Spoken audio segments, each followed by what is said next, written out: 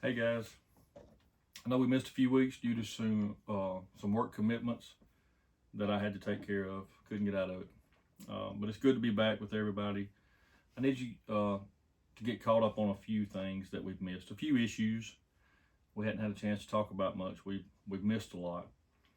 Do you remember when I told you a while back about the thousands of new IRS agents that the government was hiring? Right? They went through two little hiring things there, where like 1,200, 1,800, several thousand overall that they were going to be hired. Yeah, and the storyline was these people are needed in order to help with the tremendous backlog in returns. You remember that? That's what they kept telling us. I warned you that this was obviously a ploy to extract more money from people. It's obviously what it was. There's no other reason to do that. When's the last time that you had your return held up? You know, like when you filed your taxes, how long did it take you to get your rebate? Didn't take long, did it? Absolutely no one that I've talked to, and I've talked to several about this, nobody's had an issue. No one. So I warned you to keep your receipts and to be prepared for an audit. It's just common sense.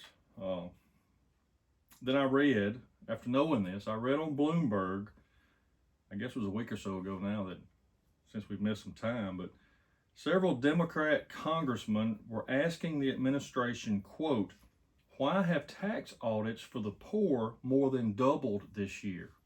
I said, really?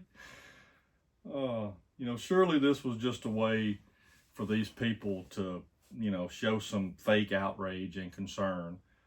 Or is it possible that these supposedly intelligent, duly elected people were naive enough to think that the government was only going to check on and audit those wicked old rich people? Is that what they really thought? Surely not. Of course, the middle class and the poor are going to suffer because of this. They always do. Now, that's always the campaign speeches. We're looking out for the underprivileged or the poor people, or, we're fighting for the middle class. Well, that's a lie. We all know that.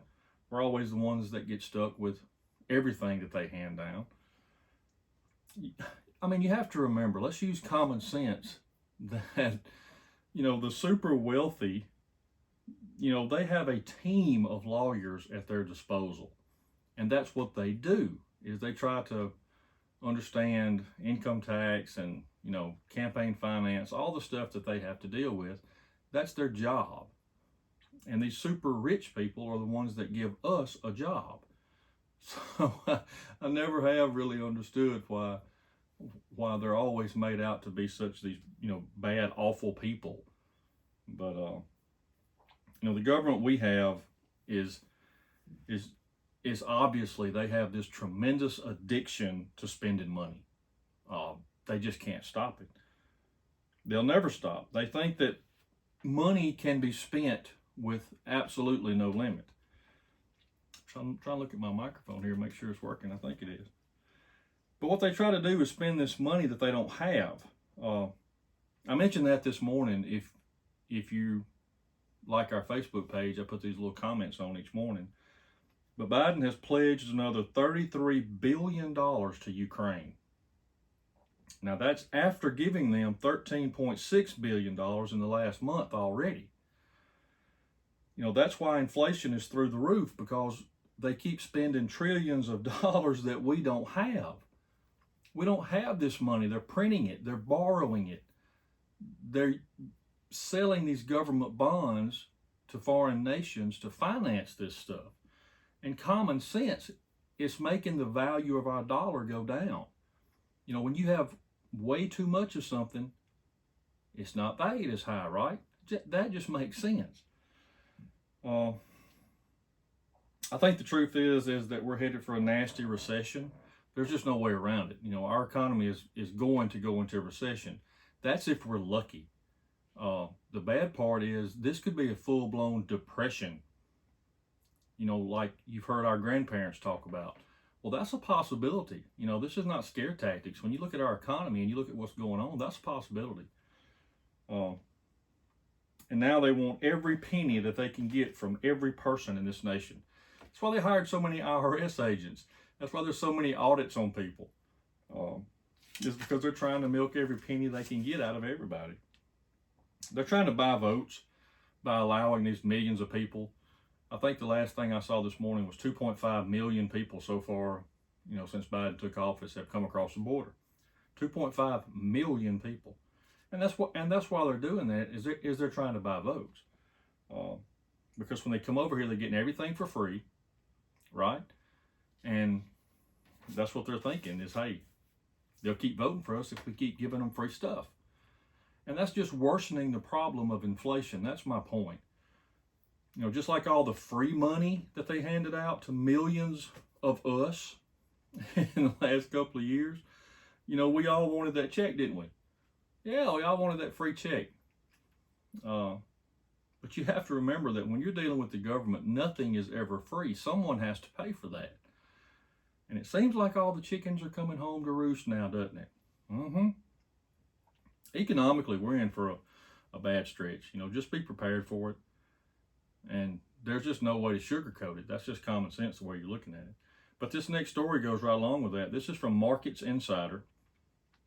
They report that the Federal Reserve Chairman, you might have heard his name. His name is Jerome Powell. But he announced a week or so ago that a double-sized rate increase will be necessary in May. Now, the normal interest rate increase, when they do it, we've had like 0% the last couple of years. But when they do have an increase, it's normally 1/4 of 1%. That's what the Fed, that's what they do each time that they raise interest rates. But now this guy says that in order to try and rein in this runaway inflation, they have to raise it 1/2 of 1%. That may not seem like a lot when you're talking about just that number by itself. But see, they don't raise interest rates that much at one time. So what this will do is this will significantly raise mortgage rates and everything else. I think the last time that we were on here, I mentioned that, is that you need to be prepared for interest rates are about to go through the roof. If you are a farmer, or if you're some of these people that have a balloon note, to where you just pay the interest on the loan and you keep rolling the principal over. Some of you guys know what I'm talking about if you have that. But if you have a balloon note, you might want to get rid of that thing because this interest is about to go through the roof. You might want to think about getting a rate locked in. I am not an economic advisor. I've just got some common sense that when this interest rate goes up, you really going to want to rethink that balloon note. It's going to be a bad idea. But then you've got, the fact is, when you raise interest rates, that does help with inflation. So it's true what he says is that we need to raise the interest rates to rein in the inflation. Well, that's true. That's just about the only weapon that they have in order to help with inflation. Because when you raise those interest rates, then you keep people from borrowing, okay? You don't borrow as much, so not as much money is being spent. Unless, of course, you're the government, and then you just keep dumping it on every wildfire that you can find. But as far as us, that's what they do to help, and it will help. But you have to be prepared. What he said also was, in order to stop it, that we have to continue to raise interest rates for at least the next 2 years. So that means that this is just starting as far as the mortgage, like the mortgage rates going up, everything going up that has to do with interest rates, it's just starting as far as the going up. So know that and be prepared for that, because this is just the beginning. So we've got another 2 solid years of them every quarter. About every 3rd month, they're going to continue to raise the interest rates. So be aware of that. That's going to be a big deal. If you were going to finance anything, you better do it now and get a rate that's locked in, because it's going to get worse pretty quickly. If you're planning on waiting, you may have to wait at least 2 years to finance something. That's the point, is for the next 2 years we're in trouble. Gas prices went back up 10 cents a gallon today, I noticed. This gas and oil thing will really drive you nuts if you think about it. If you just sit down and look at the overall everything that has to do with it, it'll make you pull your hair out. But the situation that we're in is crazy. The fact is, we should not be dependent on the world market when it comes to oil. But we are. We should not be. We have enough domestic product to where we don't need to be in the world market when it comes to oil. That's what'll make you crazy. But that's what the globalists want, and that's who's running our country right now. They want gas prices up. They want it high. They've made that plain, because every time that one of them says anything about it, it's something along this lines. Well, if we weren't dependent on gas and oil, it wouldn't matter, would it? That's why it makes so much sense for us to switch to electric vehicles. That's what they keep saying. That's the only broken record Psaki has in her arsenal. You know, she's leaving next month, and I wish her luck. But I don't know who's going to replace her, but it can't be much worse. I'm just telling you. But they've all already signed up. If you remember, we had a whole show on this, and I hope that you go back and look it up. But they've already signed on to the 2030 agenda. So that's a done deal.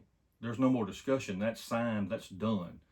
All the different car makers, they've all agreed that by 2030, they're going to be selling all electric vehicles.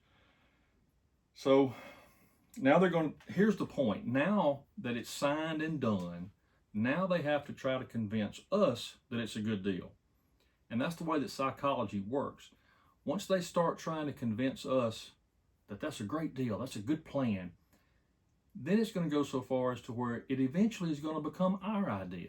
That's how these masters in psychology work, is they convince you it's a good idea, and then before it's over, you start thinking it was your idea. And that's what they're doing with this all-electric thing.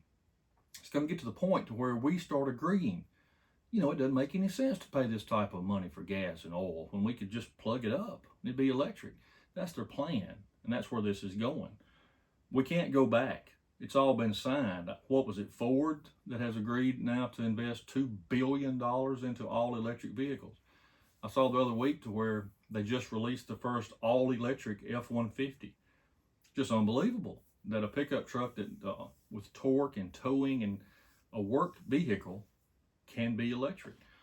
So it's going to finally get around to where we're just loving the idea. And that's what their plan is. The fact is, we're just sheep and we're being herded in one direction. And that's what it is. I saw Biden was on TV the other day, and he said that he's loosening some restrictions on oil exploration on federal lands. You know, everybody's getting on to him about the price of oil and buying Russian oil and all this. So he had to come out and say something. So he says, okay, we're going to loosen some of these restrictions on federal land, right? Then I look at Reuters, who does a real good job of keeping up with the truth of the news. Reuters had a story on where it said, quote, the White House now restores all rules requiring stringent environmental reviews on all potential leases. Well, that's a lot of fancy words, but you know what that means? That's a plain way that's going to stop any further oil leases. Well, you know, I was going to release those oil leases over there, but it might endanger the three-toed hair frog that lives there. Or maybe but you see my point. Anything that could potentially, that's what it said, potentially affect the environment will not be getting a new oil lease. Well, my goodness, anything could potentially, affect something. So that's their out. That's their way. He can get on TV and say what he wants to say, and then they can turn right around and do just the opposite and have a easy way out. So there will be no further oil drilling on federal lands. You can believe that. He has no intention of allowing us to drill or be self-sufficient. He proved that by what he's done. You know, Trump pretty much had us energy independent. We were actually selling more oil than we could use. And he came in day one and stopped that. So that shows, where his intentions are. It's just a flat lie. That's what it is. There's going to be no more drilling. And I saw where the Montgomery advertiser, they had a story the other day about the Hyundai plant over in Montgomery that has now allocated $300 million to be used this year to start building the all-electric vehicle. It's just everywhere. And I saw a good article on that because it's close, and I was able to read it in the paper over in Montgomery. But it's every one of the car companies. All of them are going to do it. So just be prepared, 2030, you want to buy a new car to be all electric. They have an agenda and they have a plan that is being completely coordinated by the World Economic Forum. We got another story on that. If you want to go back and listen to that one or watch it, you're welcome to do so. It'll explain a lot about the World Economic Forum. But it appears that there's just no stopping this plan. They've already put it in place. All of your major world leaders are involved, and it's working just like the book said. They actually wrote a book. I mentioned that in the episode, but they wrote a book. They're not trying to hide it, and they're following that plan just perfectly. So I do hear a lot of people that I talk to hoping that the midterm elections in November will see a tremendous defeat of the Democrats. That's what everybody's talking about. Maybe we'll have a return to more conservative policies, is what they say. If the Republicans win, we put a stop to all this. I hate to throw water on your fire, but let's look at history. That's what I'm all about, some history. The fact is that several times that I can remember vividly, all the way back to Reagan and Bush, but there's been several times that Republicans were in charge of both houses. They were in charge of the Congress, they were in charge of the Senate, and you know what they got done when it comes to moral issues? Nothing. Not one thing. If you look at what the Democrats have done this time, when they're in charge of everything, they're getting a lot done. In our opinion, it's a lot of bad stuff, but they're getting their agenda pushed through. They're doing it. And when you look at when the Republicans have been in charge, not so much. Now, economically, they've done some great things. If you want to call it trickle-down economics, is what Reagan started. But that actually works, and that's what Trump was doing. And the Democrats have a completely different philosophy economically. But when you talk about moral issues, I don't have a lot of faith in the Republicans either, because they're all talk. They have not done what they said. The campaign promises have not become reality. And that's just the truth. One thing they have always talked about when it comes to the moral issues is abortion. They could have done whatever they wanted to, even as far back as Bush, even when Newt Gingrich and all of them took over in Congress. They could have done a lot with the abortion issue, but you know what they did with it? Not one thing. They did not put a stop to it, and they could have. That tells me a lot. They only talk about it. They never even put meaningful tax reform law into place. They do policies, they do different things that actually help, but they don't make it law. See, if you make it law, even congressionally, hey, I'll go that far. Amendments, when you have that much people in charge and that number of people as far as percentage, you could get a lot done, but they don't. So you have to ask why. Because they're politicians and they're all in the same boat. And they may be rowing on different sides of it, but they're in the same boat. And you can believe that. They've proven it. And on top of that, I'm not even fully convinced that the Republicans will win in November. It looks like they should, just because of how much of a train wreck everything has become. But the socialists that are in our country, and there's no other way to call them anything else, they are socialist. And they have perfected the art of the mail-in voting scam. They perfected it. So, several states have done some campaign, like some different laws to help with the campaigns and the election fraud, But I'm just not convinced that we'll ever have another legitimate election that we can believe in. I hope I'm wrong. And several states have also done some pretty good things. They're doing some awesome stuff. If you've noticed what DeSantis is doing in Florida, basically taking away the tax exempt status of Disney, after the nuts that run that place now decided to indoctrinate all the kids with this transgender nonsense. So DeSantis is kind of a rock star now in the Republican Party because of the stuff he's been doing. And then you got Governor Abbott over in Texas, who's busing all those illegal immigrants to Washington, D.C. That's pretty classic.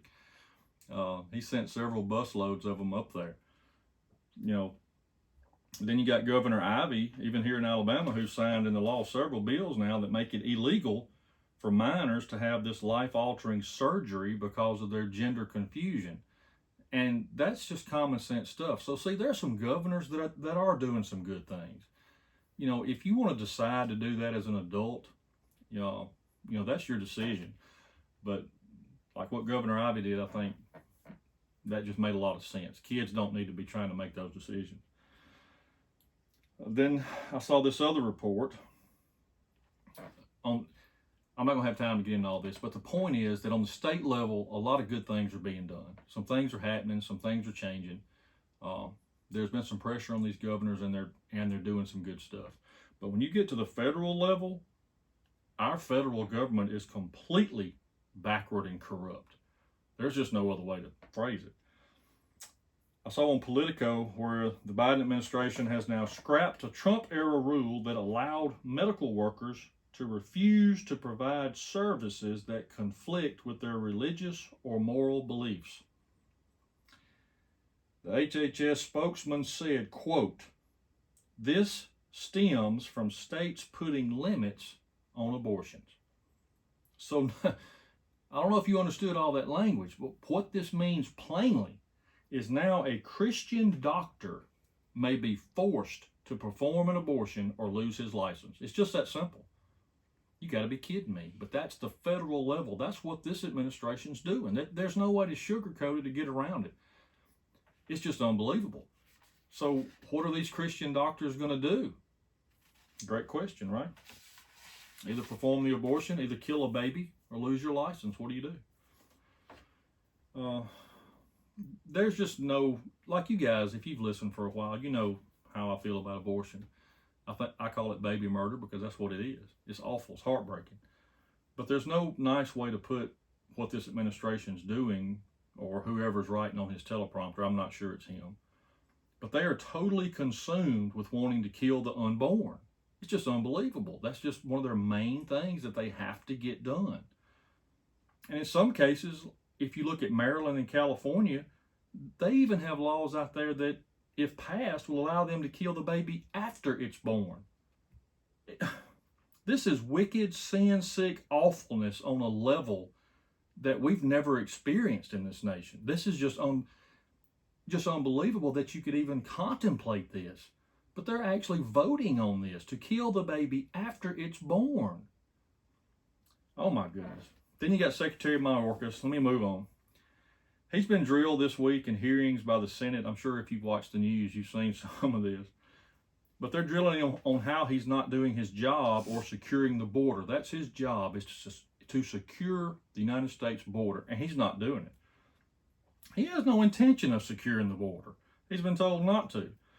But instead, he said that his Department of Homeland Security will now create, quote, a disinformation governance board. They say that Nina Jankowicz will head this department. Now, this lady's a piece of work. If you get a chance, you should look her up. I'm going to quote Mike Huckabee. He calls her a lunatic zealot. That's what Mike Huckabee called her. Wow. But they plan on combating disinformation, they say. Really? Your job is to secure our border, but now you're going to create a disinformation? What's that got to do with securing the border? Nothing. But this is exactly like Orwell wrote in 1984. I quote this book all the time because you guys just need to read it. We're following this like it's a pattern. But in Orwell's book, he called it the Ministry of Truth. Same thing that he's contemplating here. But their job was to tell people what they wanted them to believe. They wrote and changed the writings and told people what the truth was from day to day. And it changed from day to day. And that's exactly what these people are trying to do and what they're going to do. But it looks like, to move to the Middle East just for a minute before I run out of time, it looks like Biden's pretty close to signing another awful deal with the Iranian nuclear plan. Several reports from the Jerusalem Post and Amir Zarfati are saying that Iran is only weeks away from having enough uranium to build a bomb. And you've heard me saying this for over a year now. You know, it's just awful if Biden signs this, because there's no way that Israel's going to allow them to get that bomb. Things are about to go stupid in the Middle East.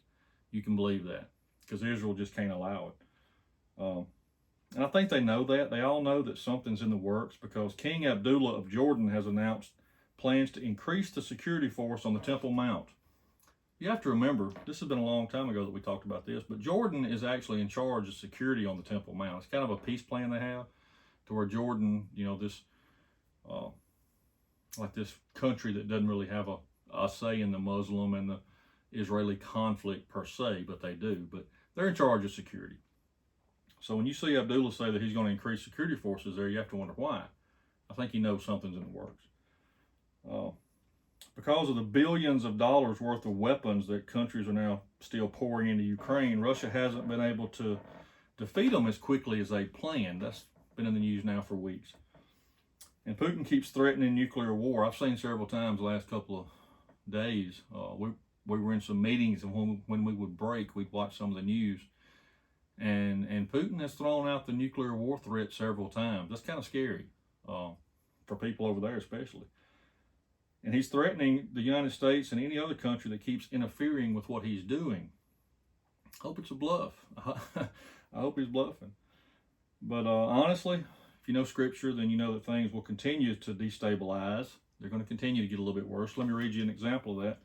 Jesus speaking in Matthew 24. Let me start at verse 3.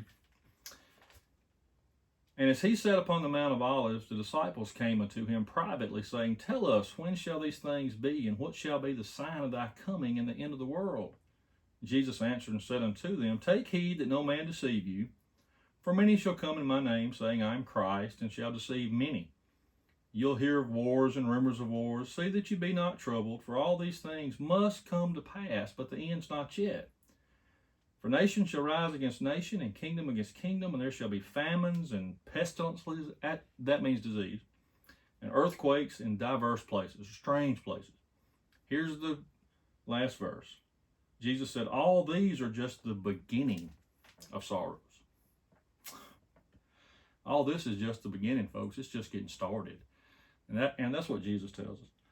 But if you've trusted in Jesus as your Savior, and if you've repented of your sins, you've got nothing to worry about. Absolutely nothing. We got a better day coming, right? Thank you guys for listening. Hopefully we can get back in the swing of things and make this a little more regular like it was. But y'all go to church Sunday, and by all means, y'all keep reading your Bible. Thanks, guys.